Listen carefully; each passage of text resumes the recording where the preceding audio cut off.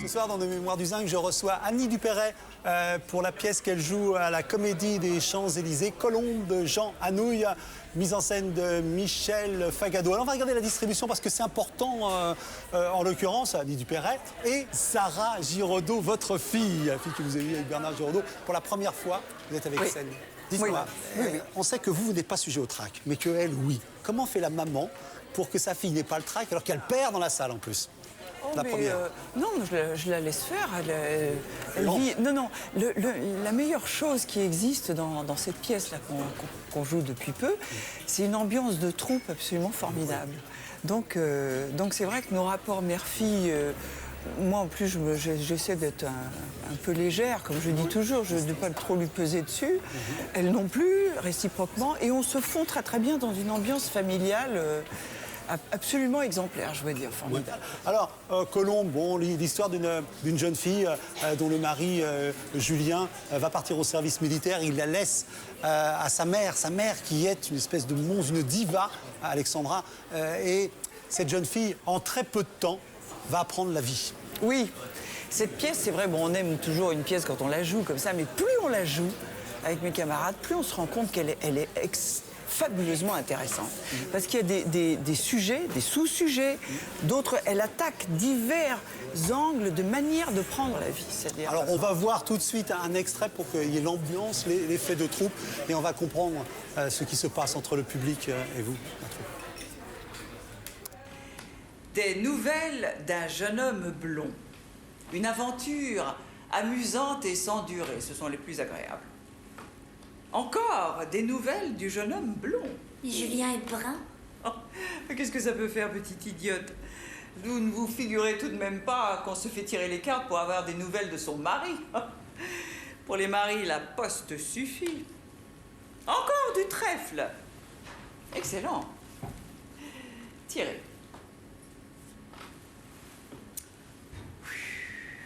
Le roi de cœur et le 10 de trèfle ensemble.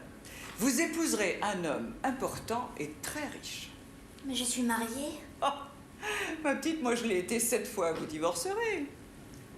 Encore du trèfle. Compliment. 7 fois vraiment devant le maire? Naturellement, pour qui me prenez-vous? Avec ma situation, j'ai toujours épousé mes amants. Alors vous dites cette pièce, on peut la lire différemment, mais il y a quand même un personnage qui représente l'absolu. C'est-à-dire Julien, c'est le garçon, comme on en trouve dans certaines pièces, qui se pose de façon absolue et met en difficulté tout le monde. Il nie la faiblesse humaine, il veut que l'homme soit plus grand, il veut que les choses soient plus dures, plus fortes, qu'elles durent toujours. C'est un idéaliste, extrémiste, dans son envie de pureté et de dépassement de la faiblesse humaine. Et puis, effectivement, sa mère, cette Madame Alexandra, qui est une grande actrice avec laquelle les rapports sont très tendus, comme ça, représente un peu l'autre côté. Ça pourrait être notre société occidentale, un peu, qui accepte comme ça les compromissions, C'est une mère nourricière vous, aussi. cette mère nourricière. Voilà, elle nourrit tout le monde, mais elle a le pouvoir. Enfin bon, c'est assez étrange. Et il laisse sa jeune femme. C'est la reine des abeilles, hein. Bien sûr. Parce que tout le monde vient... Tout le monde vient manger, et là, elle est comme ça. Et cette jeune Colombe, effectivement, qui est la femme de ce fils tellement pur et dur, comme ça, elle apprend au contact de cette Madame Alexandra l'indépendance. Il y a ça aussi. Et tout à coup, à devenir soi-même, et bon, par des moyens quelquefois qui étaient bien sûr. de l'époque. C'est de la vertu dans ce...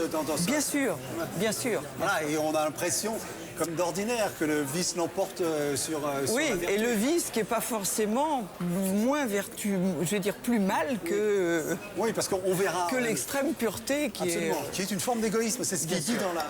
C'est que ces idéalistes sont des égoïstes, en fait. Oui. Ils veulent, tout à fait. Ils veulent que tout le monde en vienne à leur j'ai des mots à la fin qui me font frémir moi-même tellement ils sont actuels. Quand elle dit vous autres, etc., vous qui voulez donner vos tripes, vous ouvrez le ventre, vous en couvrez le monde. C'est dégoûtant. Quand même, à notre époque actuelle d'extrémisme, de gens qui, au sens propre, se font exploser les tripes à la surface du monde, je veux dire, c'est quand même des mots incroyables. Absolument. Et puis il y a, pour en terminer avec ces pièces, parce que moi j'ai envie que vous alliez la voir, il y a un formidable... des décors, absolument super. Un jeu Formidable. de décors.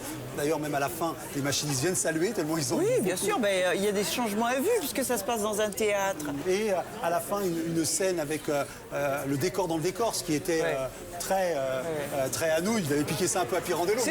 Je ne devrais pas dire ça, mais je crois que j'ai quand même fait pas mal de théâtre. C'est une des choses les plus abouties et les plus heureuses sur tous les plans et les plus intéressantes que j'ai fait depuis... vraiment. Attention, là. Alors, ce Punchinbo, c'est l'occasion pour notre invité de revenir sur un sujet d'actualité qui l'agace ou l'irrite, ou même plus que ça, le met en colère. Qu'est-ce que vous avez choisi? Qu'est-ce qu'il y a dans l'actualité qui vous agace en ce moment?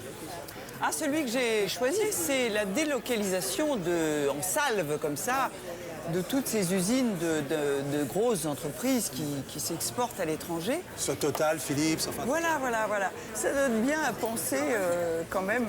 Je mets à part les misères humaines et les sujets de préoccupation extrêmement graves que ça pose dans nos pays, je trouve que ça pose surtout une énorme question. C'est la futilité et le ridicule de la xénophobie. Et de tous ces problèmes qu'on fait pour quelques dizaines d'immigrés qui viennent nous envahir. C'est pas la peine, il faut leur expliquer maintenant, c'est pas la peine qu'ils viennent nous envahir, parce que le travail, il va aller chez eux. Donc au lieu de venir là, qui est quand même comporte plein de risques, plein de machins, on peut se faire reconduire à la frontière et tout ça et tout, les grosses entreprises vont aller à eux et donner le travail là-bas, puisqu'il est moins cher et que dans cet ordre de l'économie qui dirige le monde, c'est elle qui dirige le monde, eh bien, le travail sera là-bas, maintenant, dans les pays du tiers-monde et les pays qui ont du mal à vivre. Alors on freine, on fait ce qu'on peut, les gouvernements font « Oh non, c'est pas bien ». Mais ils vont y aller, parce qu'effectivement, si tout ce monde qui a faim, qui ne peut pas vivre, ne déferle pas vers nous, eh bien, ça va se faire tout seul. C'est nous qui allons aller vers eux. Puis nous, je ne sais pas ce qu'on sera. On cultivera tous les légumes qu'il nous faut ailleurs. On ira mettre nos usines ailleurs. Et puis nous, je ne sais pas ce qu'on va devenir. On va devenir une espèce de truc de résidence secondaire. Je ne sais pas. Vous allez vous mettre dans la Creuse et vous allez devenir autosuffisant. Oui, enfin non, mais c'est des vraies questions qui se posent là. Enfin, voilà, c'est pour ça que j'en parle en général. Et ça me semble une chose, puisque ces grandes entreprises, ces grandes multinationales, ce sont elles qui font la société. C'est les loups. Les loups existeront toujours. Alors il y a une prise de conscience des individus, peut-être même des États, mais le profit gagne toujours et encore. Et ils vont effectivement aller trouver le travail là où il est moins cher.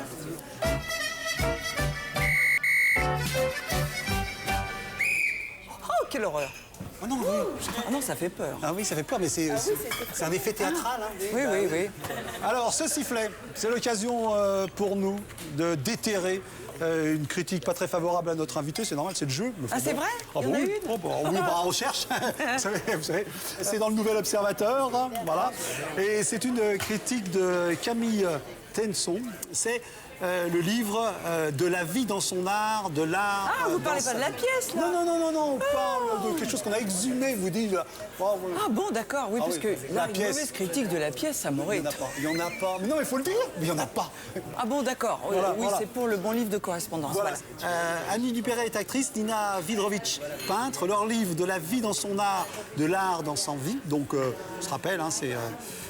Oui, un échange de lettres qu'on a décidé de publier. Oui. Voilà. Restitue 5 ans d'échanges épistolaires. C'est un dialogue passionné sur l'acte de création et leurs actualités artistiques. Quotidien des représentations pour l'une, préparation des expositions pour l'autre, entre lesquelles se glissent des passages introspectifs sur le deuil, le couple. De grands moments de réflexion qui dérivent gaiement vers le trivial. Dommage en effet que le contrat de liberté de ton et d'étroite imbrication entre leur vie professionnelle et privée soit souvent prétexte à des lettres plus anecdotiques sur la ménopause, la constipation et l'enterrement d'un chat, regretté comme un véritable ami, quand elles ne se répandent pas en conseils de jardinage cultivant.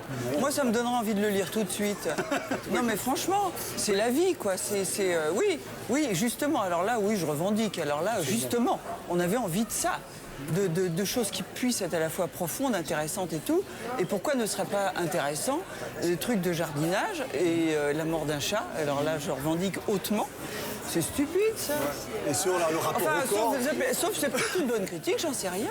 Non, mais c'est une critique. Ah oui, le rapport au corps. Voilà, le rapport au corps. Oui, oui, je sais, Ruquier, par exemple, avait été absolument estomaqué que j'ai laissé un passage sur la constipation.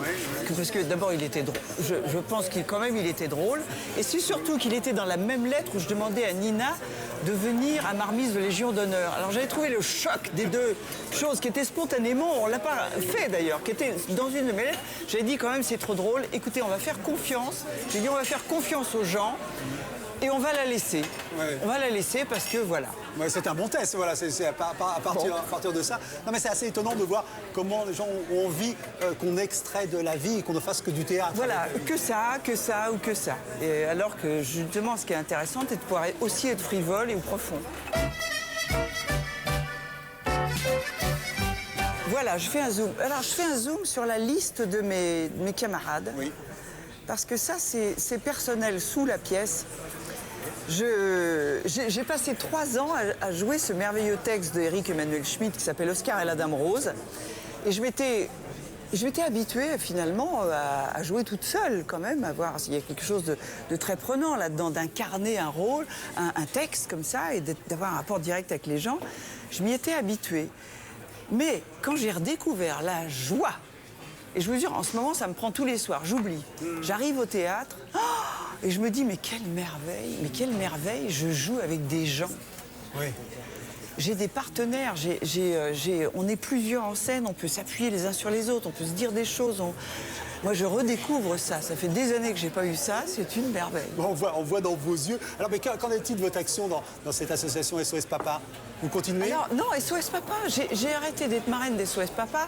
Je le dis haut et fort, non pas parce que je renie la cause, mais parce que tout à coup, au bout de 10 ans, j'avais dépensé, si j'ose dire, toute mon utilité dans cette association et je préférais me cantonner à des associations où il faut avoir une utilité sur le long terme, c'est-à-dire ramasser des sous, ce qui n'est pas le cas pour SOS Papa, c'était une caution morale. Et je l'ai toujours, vraiment, je défends ardemment les pères qui défendent leurs droits.